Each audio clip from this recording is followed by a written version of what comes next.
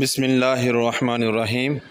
بہت ہی عمدہ کہانی ہے، آخر تک سنیے گا۔ ایک چغل خور بھیڑیا۔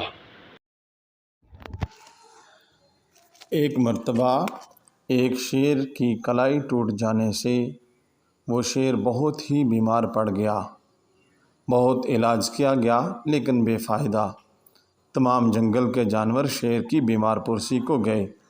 انہوں نے سوچا ایسا نہ ہو کہ شیر جب اچھا ہو جائے تو ان سب کی خبر لے، لیکن لومڑی نہیں گئی۔ بھیڑیے نے شیر سے لومڑی کی چغلی کھائی۔ چنانچہ بھیڑیے نے شیر سے کہا، دیکھیے حضور، آپ کی سب رعایا جناب کی بیمار پرسی کے لیے حاضر ہوئی، مگر لومڑی نہیں آئی۔ جناب بات دراصل یہ ہے کہ لومڑی کو بڑا غرور ہے۔ شیر کو لومڑی کی یہ بات بہت ناپسند آئی اور کہا، اچھا میں اسے دیکھ لوں گا، ٹھیک ہے۔ جب لومڑی کو اس چغلی کی خبر پہنچی تو وہ اگلے دن دوڑتے ہوئے شیر کے پاس آئی اور جلدی سے سلام کر کے کہنے لگی کہ حضور، جب سے آپ کی کنیز لومڑی نے حضور کی علالت کی خبر سنی، دوا کی جستجو میں ماری ماری پھرتی رہی۔ اب خدا خدا کر کے ایک بڑی مجرب دعا معلوم ہوئی ہے۔ شیر نے بےتاب ہو کر پوچھا، وہ کیا ہے؟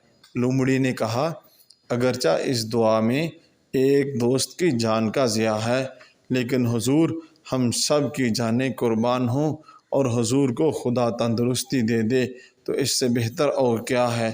شیر نے کہا، جلدی سے بتاؤ وہ دوا کیا ہے؟ لومڑی نے کہا، کیا عرض کروں حضور، ایک بڑے پرانے تجربہ کار طبیب نے بتایا ہے کہ بھیڑیے کا گردہ بہت نفع بخش ہوتا ہے۔ وہاں پر چغل خور بھیڑیا بھی حاضر تھا۔